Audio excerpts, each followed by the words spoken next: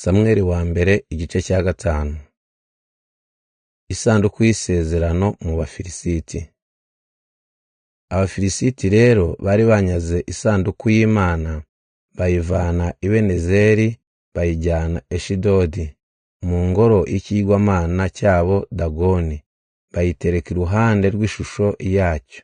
Bukeye Abanyasidodi basanga ishusho ya Dagoni ryituye hasi, yubamye imbere y'isanduku y'Uhoraho. Bararyegura barisubiza mu mwanya waryo. Bukeye bwaho basanga ryongeye kugwa ryubamye imbere y'isanduku y'Uhoraho, hari igihimba cyonyine, umutwe n'ibiganza byataratse biri ku muryango. Nicyo gituma n'ubu abatambyi b'ikigirwamana Dagoni kimwe n'abandi bantu bose binjiye mu ngoro yacyo y'i Ashidodi, hari aho batagomba gukoza ibirenge ku muryango wayo. Nuko Uhoraho yibasira Abanyashidodi, arabahahamura, abateza ibibyimba bo n'abatuye hafi yabo.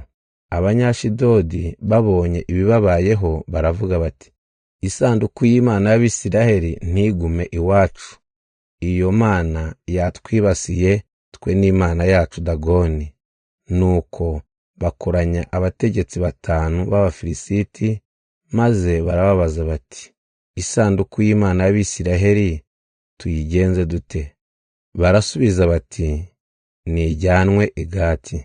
Nuko bayijyanayo, ariko bakihagera Uhoraho yibasira Abanyagati, abateza ibibyimba kuva ku muto kugeza ku mukuru, umujyi wose ukuka umutima. Nuko isanduku y'Imana bayijyana Ekuroni, ariko ikihagera Abanyekuroni bavuza induru bati, bimuriye isanduku y'Imana y'Abisiraheli iwacu kugira ngo iturimbure twese. Nuko nabo bakoranya abategetsi bose b'Abafilisiti, barababwira bati, nimuvane hano isanduku y'Imana y'Abisiraheli muyisubize iwabo, naho ubundi iratumara twese. Koko rero Abanyekuroni bose bari bakutse umutima batinya gupfa, kuko nabo Imana yari yabibasiye bikomeye.